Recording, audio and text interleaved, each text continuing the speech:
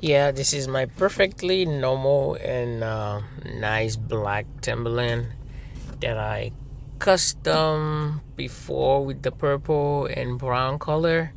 So now I'm going to change that to yellow and black with some splash of silver and black at the top and also the bottom.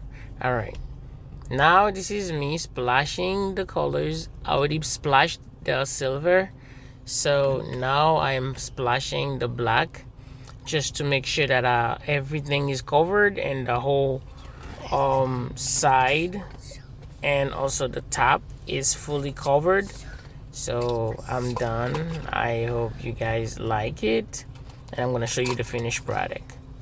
All right, now this is the finished product. This is what it looks like. You see how the leather paint that I covered the purple with is like